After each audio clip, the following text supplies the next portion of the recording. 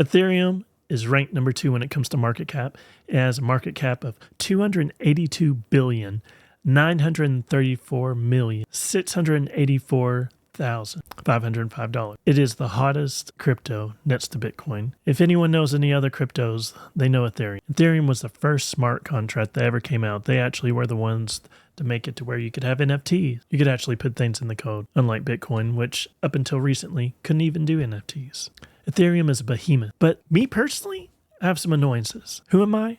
I'm Crypto Dream. I am a huge fan of dreaming the dream with crypto. I like collecting things, and I like learning so that I can give you guys the most knowledgeable information I can possibly get. If you want to learn a lot, and if you're interested in crypto and you don't really know anything, but you're actually interested in the history and everything is, how the system works today, I think you're in the right place. Let's cover what I have today. I have an annoyance with Ethereum. Some of you might not understand this, but there's actually been some drama. So a while back, we had just in case you've been under a rock, the SEC went after Ripple, and for years, XRP was going through the whole mess when it comes to the SEC, the Securities and Exchange Commission. They said that XRP was a security, and of course they did not believe they were a security, so they had to fight the battle in court. The SEC was actually able to declare this without having any real rules in the books, and many companies and projects went to the SEC to try to get some clarification on if they're security and kind of work with them just to know what they need to do. And XRP, among others, did not get any help from the SEC. The SEC declared them a security without any real warning. Now, Bitcoin and Ethereum really didn't get the same thing. The leader at the SEC, Gary Gensler, used to work for MIT. He was a professor teaching about crypto. He knew about blockchains, and all of a sudden, when he becomes the leader of the SEC, it just didn't seem to be there in his noggin. We're wondering, why on earth did the SEC not go after Ethereum like it did XRP? In this article by CCN, posted by James Morales, September 18th, 2023, 11:49 a.m. Stephen Neeroff, an early Ethereum advisor, has questioned the SEC's cryptocurrency approach, highlighting the agency's focus on XRP and similar tokens as securities while leaving Bitcoin and Ether untouched. Like I said, this is a huge question because, why do some people get a pass and some don't? He goes on and we'll go over it. Specifically, he casts doubts on how the SEC came to the conclusion that Ethereum sufficiently decentralized to avoid scrutiny, a classification from former SEC Director William Hennon. In a Twitter post, Stephen had stated, an agency created law. And this is when basically the SEC went after XRP without any warning or anything, just declared them a security, whatever. They have the power, right? Whatever that means. And how exactly did Ethereum even satisfy this magical agency's pixie dust? Is it possible that some people knew it wasn't valid when giving or advising on the speech and the state of Ethereum, perhaps even under oath? One would. The Howey test is usually what people go through to decide if something's a commodity or security. And as this says, to this day, the SEC leaving Bitcoin and Ethereum alone while saying all others are security. Now, in the video that I won't play, but we'll discuss, comments attributed to Ethereum's co-founder Joseph Lubin could even imply that some kind of backroom deal with the SEC. We are big fans of the SEC, Lubin purportedly stated. He would go on to state that the SEC wouldn't find any other tokens except Bitcoin or Ether sufficiently decentralized, even dropping Hennon's name as his source, the video alleged. And that's kind of where Eth Gate came about.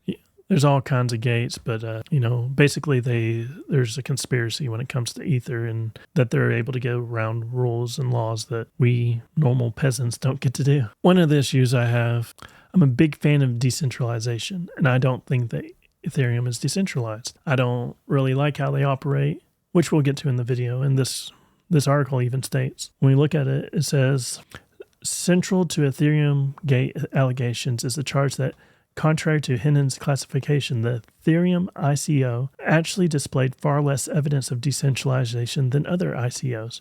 For example, an analysis of the Ethereum transactions at the time of its ICO concludes that a significant portion of the earliest Ethereum went to a small number of investors, which would create centralization, because if you have a ton of people that hold a majority of all the crypto of a certain type or blockchain, then they can pump and dump it however they want. And decentralization obviously means that's not centralized, which means not a small group of people hold all of it. It's dispersed somewhat theoretically evenly.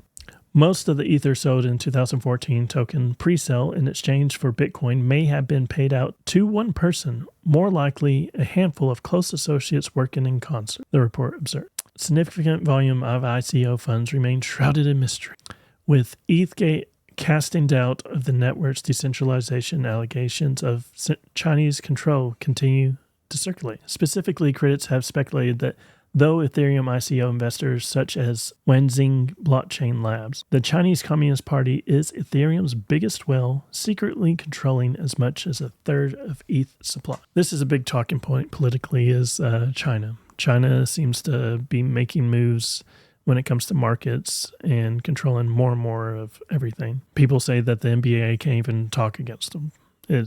We had a situation with the actor who had to apologize because he made a mistake. Apparently a simple mistake became a bigger mistake than you would hope, especially in a free country, offending at least the CCP. Further details with this whole thing is this was all premeditated. Remember, Ethereum is an extension of Wanxing. Their entire tech was built on Wanxing, and in their own filing state that they are completely dependent on Wanxing. Why is this important? Wanxing was Ethereum's biggest hidden whale, depending on if you call Lubin hidden or not. Wanxing wears many masks: Ethereum, M-Blockchain, AMTD, Pre-Angel VC, China Ledger, Longling Capital, Ling, Youngbuy, Binance, 100 of the exchanges. You get the point. It's all one group who had a ton of Ether to offload. They controlled a much greater amount than 12.5% of the ICO, and their share grew with mining as the overwhelming majority of the 40 million plus Ether from mining flowed back to the CCP connected entity.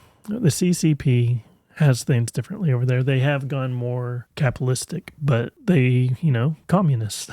You might have a business in China, but they have complete control at any point of any business that is operating in China. It's not unlikely that all these Chinese-based businesses have direct ties to the CCP. The DAO hack and the succeeding DAO reported by Hinman gave Prometheum the story this SEC needed to eventually give Prothereum the lone special broker deal license for digital assets. If you recall, Wanxing, Prothereum's daddy, has many political connections, even being the first company to deal with the Hunter Biden. Wow. But their publicly reported political connections go back to at least 2012 in the A123 systems sell between Bill Gates, MIT, and the US Gov and Wanxing. So MIT, which is Gary Gensler's where he worked. Bill Gates. All these names are like the heavy hitters when it comes to all businesses, it seems. Obviously, I don't see direct ties to BlackRock, but I wouldn't doubt it. I should also state that Prothereum owns the domains Against Trump and AgainstTrump.crypto, which they purchased while Trump was still sitting president. What were their plans for these domains? Is that not a fair question to date? They still have access to U.S. markets. So there's a huge question when it comes to China, when it comes to Ethereum, when it comes to the ICO, when it comes to how decentralized are they? Should we be concerned? I believe all those things give a huge amount of reason for concern. To step away from that subject for just a moment, I also get annoyed when it comes to the merge. When it comes to the merge, that's when Ethereum went from proof of work to proof of stake. For some reason, I had in my mind that this would cause it to be cheaper. You had situations like Ethereum now not being proof of work. One of the biggest complaints against Bitcoin is that it is proof of work and then it causes a lot of destruction towards the environment. It's just not sustainable. It's not good for the environment. Things should be cheaper to make when it comes to Ether. It has some huge gas fees, and gas fees, you can think of it as just gas for your car, is that it's how you transfer things. How you transfer your NFTs, your Ether, whatever, is by paying the gas fees to transfer. And people were hoping, like myself, that since that's cheaper for them, theoretically, that it'd be cheaper for us when it comes to transferring our stuff. Well, back in the day, they came out with the information. Transactions will also not be noticeably faster after the merge. Gas fees are a product of the network demand relative to the network's capacity. The merge will not reduce gas fees. But, like it says, it will eliminate the need for energy-intensive mining. That's great. But it didn't save us any money. I have a crypto hourglass, and I bought $50 of it. It's worth $75 now. But because it's on the Ethereum network, I can't sell it because it'll eat into the profit that it had. I probably have like $45 at the end of it, even though it went from 50 to 75. So that's one of my thorns in the side, we should say. Ethereum Foundation clarifies that the upcoming merge upgrade will not reduce gas fees. The merge will reduce network's energy consumption by an estimated 99.5%, August 17th, 2022. So we talk about Ethereum being decentralized. If we look at Wikipedia, it talks about Ethereum allows anyone to deploy permanent and immutable decentralized applications onto with which users can interact. Decentralized finance, DeFi, applications provide financial instruments that do not directly rely on financial intermediaries like brokerage, exchanges, or banks. It's supposed to be DeFi, decentralized. You go to their website. One of the big selling points they have up here is no government or company has control over Ethereum. Decentralization makes it nearly impossible for anyone to stop you from receiving payments or using services on Ethereum. I'm a big fan of decentralization. But as much as they advertise it, most people won't remember this. There was a time, the big boss when it comes to Ethereum, Buterin had said, suppose a popular smart contract wallet that a large portion of the ETH community uses gets hacked. This could be reverted by reverting all chain activity since the hack and doing a DAO-style HF to recover the funds. How much ETH must be at stake for you to support this? 61% said never okay. I agree with that. I do not want immutable actions, even if it costs me, because I am an adult. I like to be responsible for my own, and I don't want anyone being able to change that, because eventually it's going to come down the line when the powers that be do not like what I have to say or do, and I don't want them to be able to affect my bank account, because I really feel that our money and how we are able to transfer and sell by this is, to me, is equal as the right to breathe. And I don't think that anyone should have that much power. That was kind of the big selling point when it came to crypto, Bitcoin, and everything, is that it'd be a trustless society or trustless bank. You wouldn't have to trust the system to work. You would have something that would work automatically that cannot be altered. But this gives hints that he really is wanting something else with it, and I'm not okay with that. I always mention this, but when it comes to the protest in Canada, when the government didn't like what the truckers were protesting about, right or wrong as it was, they had their accounts froze. They had the U.S. government work on freezing the accounts too that were sending money so that they couldn't get any money for peacefully protesting. This is my huge fear when it comes to it, is that I won't be able to provide for my family. Money is more than just money. It's more than just being able to buy and sell things. It's also your time and labor. The time you put in to make stuff, to do stuff, time away from your family. This is of the most importance to me. And I really don't like the idea that someone could take that all away. All your efforts and all your hard labor taken away from you just because someone didn't like what you have to say. And that's why decentralization is just the most important thing to me. But let's talk about this some more. Do I think Ethereum, with all the drama, with China ties, supposedly we have U.S. government, dirty work, just backroom deals. Do I think Ethereum is going to drop? Do I think that someone's going to... Now, there's been a lot of talk of Ethereum becoming the number one spot above Bitcoin, doing the flippening. But people are talking about the flippening when it comes to Solana, Cardano. There's so many other ones coming for that spot. Do I think Ethereum will drop from its spot and lose its throne? I don't think so, because I think Ethereum came in, as the saying goes, first in, best dressed. They might not have been Bitcoin, but they're first with smart contracts, NFTs, all these incredible things that we appreciate today. Ethereum was the first smart contract blockchain, which means it's programmable blockchain that processes complex transactions, NFT minting, DeFi transactions. Ethereum is still the big boss when it comes to smart contracts. Screen Rant, which usually does with movies, that's what I know it for. I mean, we got Marvel, DC, Star Trek, Star Wars, all that listed up here. They did an article by Phoenix Angel, Solana versus Ethereum. What's the difference? Solana destroys Ethereum in almost every performance metric, but its stability and centralization issues prevent it from dethroning the king of DeFi. Solana developers choose to optimize the network architecture for extreme speed and scalability, and this created several problems. Solana blockchain grows incredibly fast, and according to Solana docs, Google Bigtable is used to store its transaction history. Reliance on a centralized intermediary like Google to store blockchain transaction history is seen as highly problematic. It is for me. Google is not one that I want to have business with unless I have to. I love you, Google. I'm on YouTube.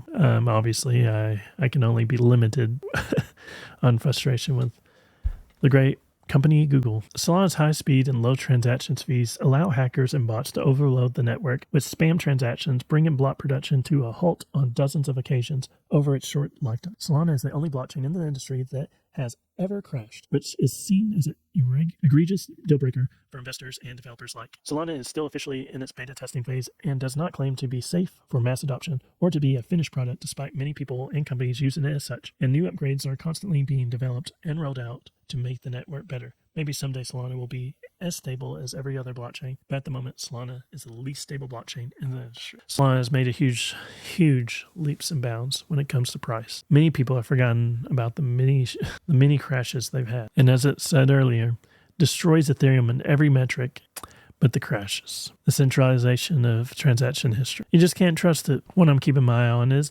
Near-Pro. They were doing some great things, not financial advice. None of this is. I don't advise you to buy any of these, but I always want to bring you stuff so you can do your own research and, come to the best conclusion for you.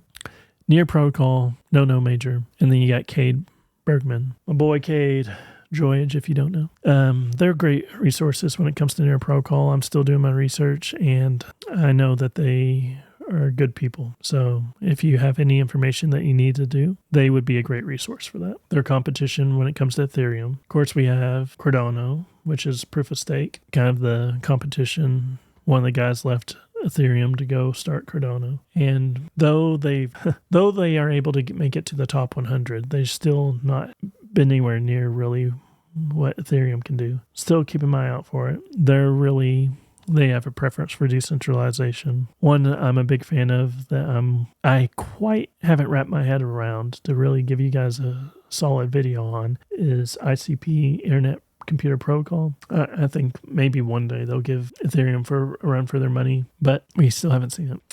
ICP, of course, is a proof of useful work network instead of a proof of work or proof of stake. But they say Ethereum is a decentralized blockchain, and you can say 1,000 times it doesn't make it true. We have reason to suspect that the original ICO left a lot of investors with a big bag of it. We see that people that do not care about freedom possibly having huge roots inside of Ethereum. We see gas fees and all their efforts to make things cheaper not really play out for our benefit, for their benefit for sure. But Ethereum is still huge. It's still worthy of its place. So I'm annoyed, but they're still Ethereum. They're still second in ranking for now. I'm Crypto Dream. If you like this video, please like, share, and subscribe. I depend on every bit of subbing and sharing that you can possibly do. Thank you for your comments. I enjoy getting feedback from you, what you liked, what you didn't like. And I really think that you might like the video that's about to pop up for you. Thank you for your time. Let's make this dream a reality.